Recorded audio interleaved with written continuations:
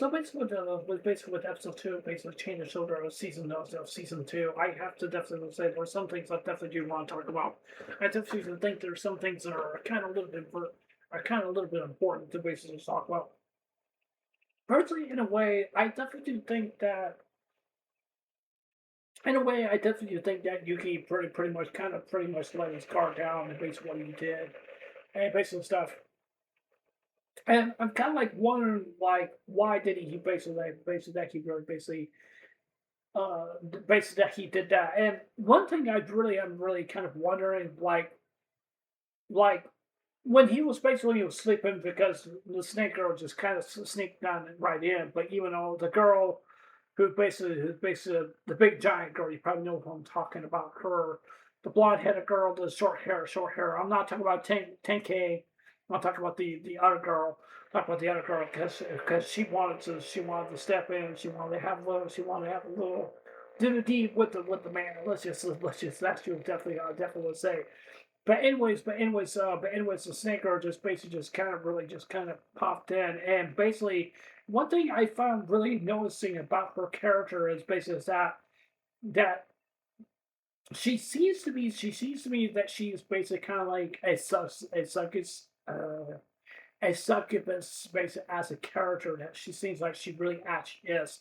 And one thing I really find very interesting about her character is basically that what she basically did that with her abilities that she has, that she's able to put people under a spell and put them under the control by using some kind of smoke or something like that, basically in a way for her to basically to do that, to really basically to get her the basically the upper hand, the basically what she does and stuff like that. It's kind of like a spell that she's putting on the people.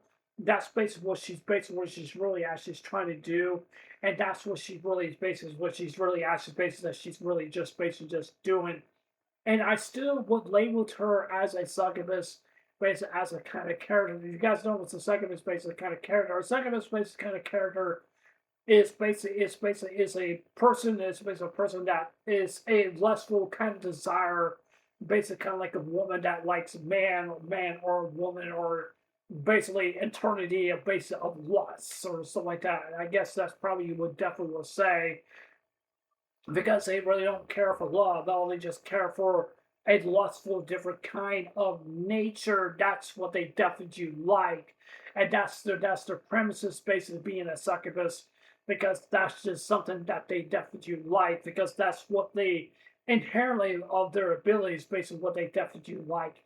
And I definitely do see that basically with the snake girl, basically as basically was her, because she is basically in that kind of that realm of the nature, but she is also kind of realm, basically also kind of like a Medusa, basically like kind of a character that she really actually is. If you really see from some from the movies, or it was a Piercy Jackson, basically is a great example of a movie. She definitely does. It's kind of like the saying. It's kind of like saying like if you look Medusa basically in the eyes, she'll turn you into stone because that's what she really wants you to do. She wants you to look at her because if you look at her, bam, you're dead. You're turned to stone, and you can't be cured. And you can't be cured from that all really much at all. And so there's nothing that you can't really pretty much that you can do. Medusa is basically is a very dangerous, very character. She really actually is. And she's really not someone that you really want to mess with. You really don't want to, because she is basically is that kind of character, or basically that she can use a snake hair to bite some people, mainly maybe to poison them, or probably to to turn them into stone, because Medusa is basically is that kind of a character because she really actually is. I think Medusa is basically is a god. I definitely do think that she really actually is. Probably the Greek gods. I definitely think that she really actually is. But when I look at the snake girl, she's kind of like half of Medusa and basically also half of a succubus, also basically kind of a nature. And I definitely do like those similarities between them two. Basically, just kind of makes a good combination because she really actually is. But she's also a very dangerous, poisonous snake. She really actually is, and she seems like she's the kind of person that don't want to be in the way with because you really don't want to be. But one thing I'm really kind of curious about her nature, about her character as well too, because it seems to me she doesn't seem like she's really all that strong that she used to be back in the season in the season one. But one thing I'm really kind of curious about is she gonna be basically gonna be a good character or a bad character? I don't know what she really wants from Yuki or not. I don't know what she really wants to do. Maybe she wants to put Yuki probably under a spell to basically to perhaps to basically to use him as a basically as a puppet for aspect for him. But I don't see her really basically using Yuki basically as for a monster, but basically using Yuki as basically for a puppet to play against the role against the Demon Defense Force. That's what I definitely see from there on out, and that's what I definitely see him. But to be honest with you, I definitely do think that she is definitely is one of the key characters based on this anime. That she's gonna kind of be kind of flip flop, basically in and out based on season two. I don't see her basically being really hit really that much basically into the anime, but that's what I'm kind of wondering. And now when it comes to the sister, Yuki's sister, that's what I'm really kind of wondering the most. And I'm also curious about what's going to happen to Yuki's sister because, like I said, for back in my review, back in episode one of season two, I'm really kind of curious about what's going to happen to Yuki's sister because I'm kind of curious if Yuki's sister is definitely going to die or not. Which I was kind of very kind of disappointed because in a way that she basically could have died based in season one because I definitely think that would bring much very good character growth into for the MC. But in a way, I really didn't want to see that. But I definitely think that would basically give it clarity based of that. And to be honest, we have not really got any major deaths basically in the season one, or basically may not be able to happen based in the season two. But I think the problem is based on what I see and based from this anime is based on that. I think the creator is probably have such a hard time letting go of some of these characters.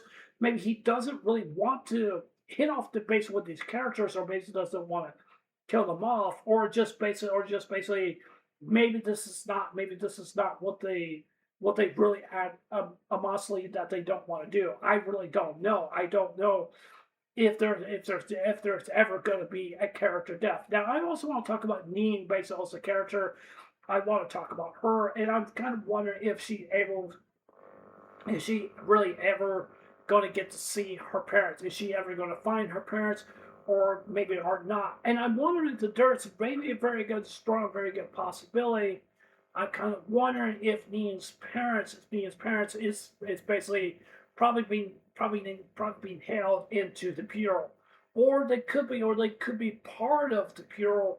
That's what I'm thinking. That's what I have a definitely feeling, and I definitely think so because I definitely think that might be a very good possibility because there's more that we really don't even know. I think that's one of the most mysterious clues that we really do not know about Nina's based of her backstory. I really wish they would basically give some more backstory to her because I definitely think that she is definitely is a very prominent, very puzzling character because I really want to know what happened basically in the past and what happened to her parents, why her parents were missing, or what maybe happened. But I have a feeling I definitely think, in my opinion, that I definitely think her parents may be part of the bureau. That's what I definitely think, and I'm also kind of curious about the bureau because the mysterious base of the characters based in the bureau really does not give that really that much that deep in connection of basically what they're doing or anything like that. And I'm kind of wondering what is the premises, what we're definitely going to see on based from the bureau because I definitely think the bureaus are pretty much are one of the main antagonists based in this anime, but we really don't know, or nor do we really don't see that much of basically what they do. And I feel like that's kind of left out because I feel like the creator of the manga, or let's just say the anime, or whatever you want to say, I feel like there's not enough credit for us to basically know, or basically for me, for them to know about the Bureau. I think the Bureau is basically kind of like a governing agency place or something like that that kind of keeps an eye on the world. I guess you probably would definitely say, because usually it definitely basically when you have the bureau basically in the United States or basically other different countries, they're pretty much our basic are pretty much our government watchdogs or something like that. They like to watch with everything basically what's going on and to make sure everything's basically placed in order and make sure everything is going recording as the plan. And I'm also kind of curious about what's the Bureau maybe people really actually doing. But one thing I'm very disappointed the most, and I don't want people to think I hate this anime basically in general, but even though I may be kind of harsh based on my opinion, based on being a critic when it comes to movie and manga and anime, is that basically that I feel like the Bureau is not really giving us really much in way of a connection to basically to see what is the Bureau really actually doing. But the question is, what are they really actually doing? Why are they so mysterious in the first place? And why did the Bureau basically capture Yuki's sister and probably turn her to from a human to a hideous, basically kind of like a monster that she really actually is? And the question is, could she be cured from that? That's what I'm really kind of wondering, and that's what I'm wondering, and also as well too. And I'm also kind of wondering whose possibility could be the supreme leader of the Bureau. That's one of the biggest things I definitely want to talk about.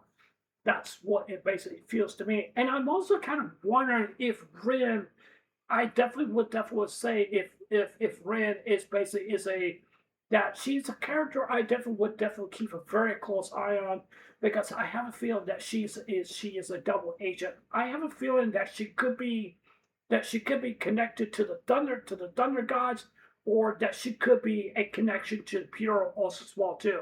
Because if she's the supreme commander of the Demon Defense Force, there has to be some kind of foul play that she must be doing. But I'm also kind of curious about what she really has her eyes on based with Yuki, based as a nature. Because one thing I've also want to say is this also well too. Yuki's commander, she seems like she's a jealous type, different kind of woman, and I could just tell that she really actually is, and that's something I really definitely don't like about basically in anime, and I don't want the people to really think I hate her basically as a character. I just do not like people that who are jealous. I just don't like that because that kind of really rubs me the wrong way, and I really don't like that because I feel like that she kind of just basically like controls Yuki way too much, and I feel like that she's kind of, in a way, probably the more upcoming episodes, I definitely think that she's probably going to lose her grip of basically Yuki. That's what I definitely think, and I have a feeling there's might be a very good possibility that Yuki may get enough of her and say like, hey, I want to do my own thing, stuff like that. I don't need you running around me, really basically too much basically too much. But in a way, Yuki is basically is a strong individual, but he can make up his mind and he can make up his opinions about what he sees from what he knows and stuff like that. But I definitely think that his commander doesn't really gives him the freedom that much that he really definitely needs. But I definitely think he deserves that freedom. That's just what I definitely feel. If people want to think I'm being too harsh based on this anime, but I'm seeing the flaws that I'm seeing based on this anime. The question is basically of where's Neil's parents, the question of the Bureau, the question of Ren, and the questions of other different characters as well too.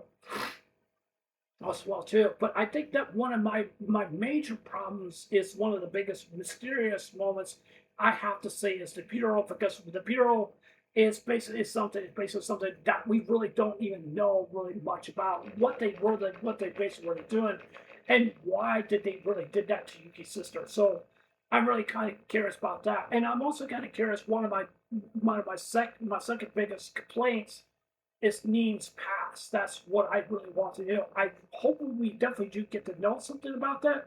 If we don't, I will find that to be really disappointed, because I'm really kind of curious about what her past is like. Because I don't want a short in depth. I want to see a long in depth of her past. Because I definitely think that she's very, very important, and I definitely think that she does play a major role based on this anime also as well too. Let's not also forget Yuki's sister. That is something, but I don't see her really happening really that much. But I definitely think there's a feeling, I have a very strong feeling that she's definitely going to die. I have a strong feeling definitely that she is because I see that red flag right there. I definitely do see it, but a lot of people may not really basically see it for one. I see it, but I definitely do see that red flag.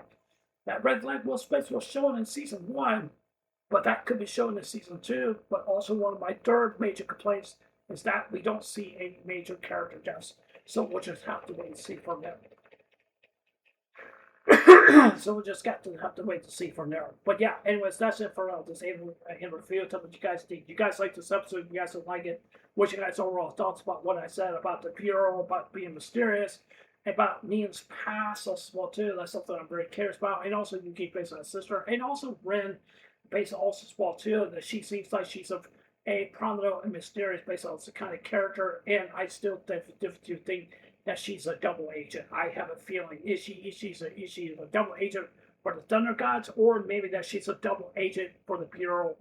That's where I'm kind of curious. But there's something that's going behind the scenes, basically with her. So yeah. Anyways, that's it.